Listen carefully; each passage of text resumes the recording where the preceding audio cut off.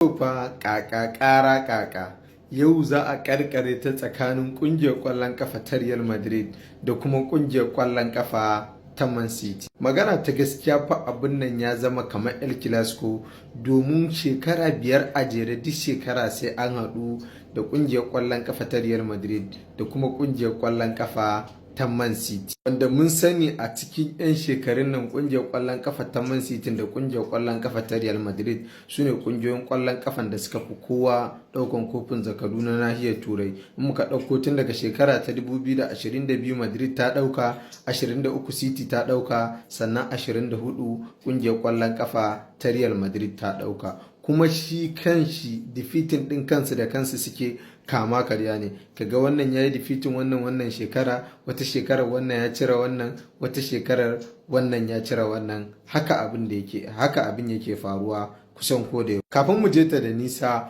wannan shine kaɗan daga cikin abin da ya kamata mu sani a cikin gwabzawar Real Madrid da ƙungiyar ƙwallon ƙafa ta Man City. Kamar yadda kuke gani an haɗu sau 12. Ƙungiyar ƙwallon ƙafa ta City ta fi winning, inda ta yi winning sau 4, wato ta samu nasara sau 4, sannan an yi candaras sau 5, wato kunnen doki draw kenan, sannan Madrid ta samu nasara sau 3 kamar yacce kuke gani. Idan kuwa muka duba tarihi, kungiyar ƙwallon ƙafa ta Real Madrid ba ma sa'ar kungiyar ƙwallon ƙafa ta Manchester City ba ne, don kungiyar ƙwallon ƙafa ta Real Madrid tun farkon kafa ƙwallon ƙafa take da tarihinta, inda kungiyar ƙwallon ƙafa ta Manchester City sai a shekarun nan na baya ta fara kafa tarihinta. Shi kanshi kofin zakaru na nahiyar Turai din kungiyar ƙwallon ƙafa ta Manchester City ɗaya ta kacal take da shi, inda Real Madrid take da ƙwaya 15. Kuga tana times 15 akan kungiyar ƙwallon ƙafa ta Man City kenan. Sai dai abin da bamu sani ba, fa kungiyar ƙwallon ƙafa ta Real Madrid ba ta taɓa samun nasara a Etihad ba,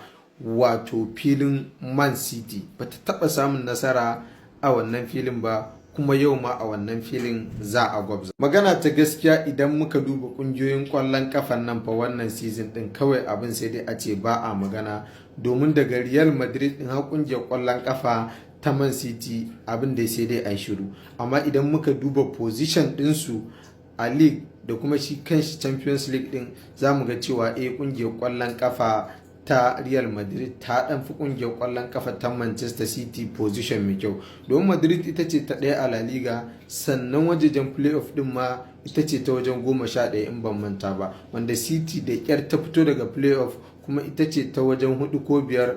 ita ce ta wajen 5 a gasar Premier League nan ma idan ban manta. Wannan yasa har yanzu nake ba kungiyar ƙwallon ƙafa ta Real Madrid kaso mai tsoka wajen lashe wannan wasa, inda a gani na tana da kaso 60, duk da bata taba winning a ita Etihad Stadium din ba, amma a gani na za ta winning match din nan, inda take da kaso 60, Man City kuma take da kaso 40 a hasashe na. Bayan injurin da new signing din kungiyar ƙwallon ƙafa ta Manchester City ya samu, dan wasa Nico Gonzalez, an hasko shi a jiya, an gano dan wasa yana atisaye. Wannan dan wasa ba karamin taimakawa kungiyar ƙwallon ƙafa ta Manchester City zai yi ba, musamman a wasan yau, domin ba abin da Manchester City ta fi bukata a yau sai dan wasan da yake pivot, dan wasan da zai buga mata defensive midfield, domin wannan dan wasa zai taimaka mata sosai da sosai. Mun san cewa dan wasa Rodri shine best player a kungiyar ƙwallon ƙafa ta Manchester City, amma wannan dan wasa daga fitarsa injury kungiyar ƙwallon ƙafa ta Manchester City ta shiga wani hali,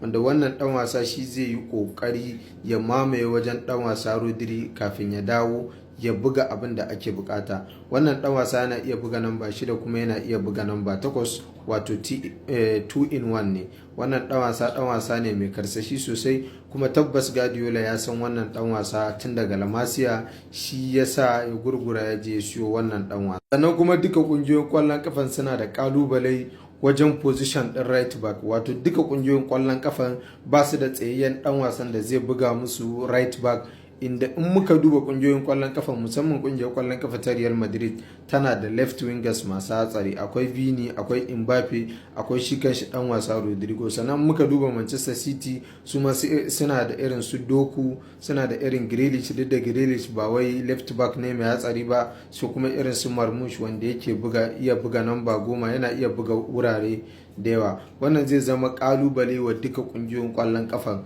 Mun san cewa kungiyar ƙwallon kafa ta Real Madrid tana fama fama da ciwo, amma ina ganin hakan ba zai sa ta ji wani abu ba na cin wannan wasa. Sai dai mun ga yace wasan zai kaya. A ganin ku nawa da nawa za a tashi wannan wasa? Maɗa comment section. Allah ya sa mu dace.